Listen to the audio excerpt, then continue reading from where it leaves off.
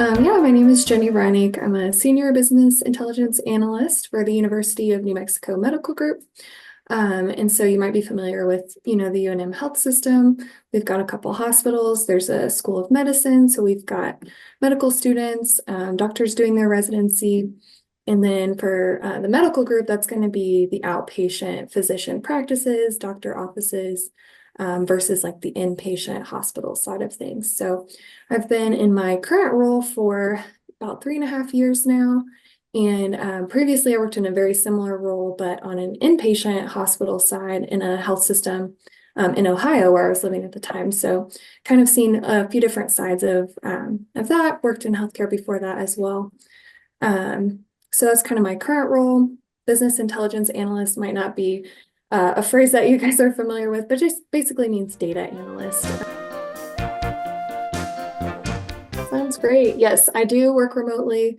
My previous role was in person, as was this role before COVID. And then everyone went to work from home, and we voted as a team to stay working remotely. So that works well for our type of job. I think it's very common with a lot of technical jobs to have that option. We use Tableau, which you can go to Tableau Public. You can just Google that and you can see tons of dashboards created for any industry. It's a huge product that a lot of analyst roles will require you to have that skill. And I encourage any of you guys to download it. You can get a free download to your computer of Tableau. It has a built-in data set, so you can just start playing around with it, making charts. There's a lot of really cool stuff out there. If you like to play around with data, you can even do fun projects. Like my husband and I, we track where we've gone hiking. So we have like a map with all of our hiking routes and what was our hardest hike, so you can feel really validated after you struggled on one. So anyways, that's kind of like a fun thing that you can do if you're interested and you want to kind of see if you like it. What are some other other skills that are important to have and to really hone in on, that students might be, if they have a communications class or writing, like how much do you lean on all of those other skills? Yeah. So for me personally, massively, because a lot of my job is communicating between the person who submits the request, myself. A lot of times we'll have to bring in our other teams, like our data warehouse team, or we have another team that works directly with the medical record, pulling out data.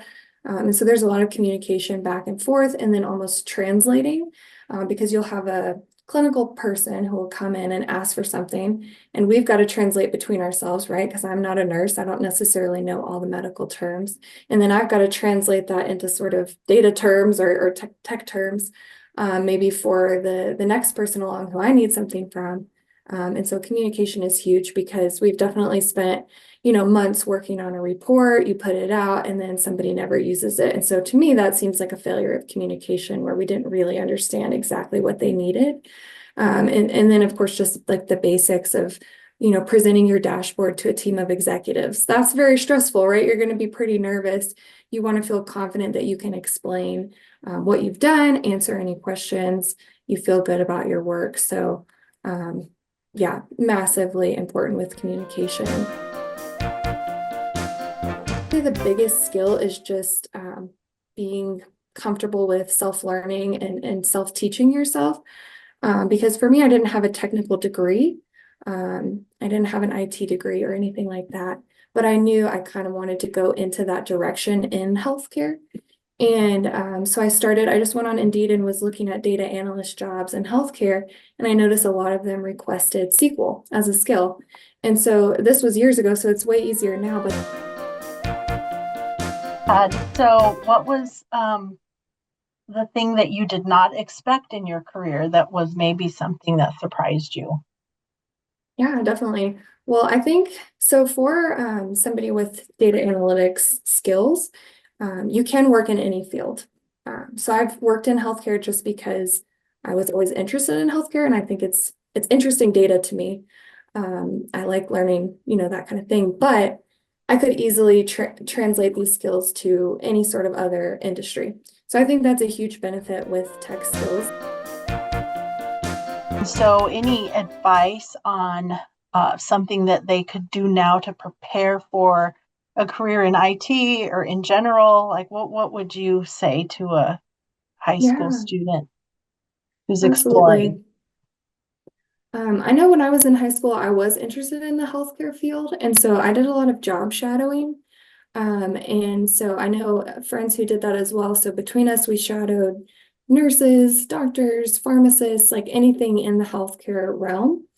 And for me, that showed me I did not want to be a doctor, nurse, or pharmacist. So if you find yourself, passing out in the ER trauma surgery room, maybe, not the career for you. So I highly recommend shadowing. I think you can shadow anybody. You could shadow a tech worker, you could shadow a business person, anybody that will let you follow them around for a day. Highly, highly, highly recommend. You'll get a better idea for, like I was talking about, the environment, if you enjoy that type of environment, what the job actually looks like. If you're somebody who wants to sit at your desk and focus in and work on a problem and problem solve for 4 hours without anyone talking to you, or are you someone who wants to be in meetings and chatting with people all day and walking around the hospital and talking to people? Just kind of figuring out your personality type is going to be huge. So I highly recommend the job shadowing. For any job that you're applying for, apply if you meet half the qualifications. So both my current and previous jobs said master's degree required, and I don't have a master's degree, and I got both jobs. And I think great advice that I received is for any job you're applying for, they have to choose from the people who apply. So they can write out a whole list of, what they want, but if nobody with those qualifications applies and you're the best fit, they're going to choose you. And then maybe they'll pay for you to get your master's degree once you get that job. So don't be scared to apply. The worst thing they can do is say no and be honest about where your qualifications are. But that's how I've gotten both of my last two jobs is, just go ahead and apply. They have to choose the best person who applies, and it could be you. So medical record and then move it into the data warehouse for us to use. So there's kind of any tech role that you're interested in probably exists in a certain flavor in healthcare. So maybe just trying to look at the jobs that are out there and familiarize yourself with the options, because so many of these jobs are not things you would necessarily know about otherwise.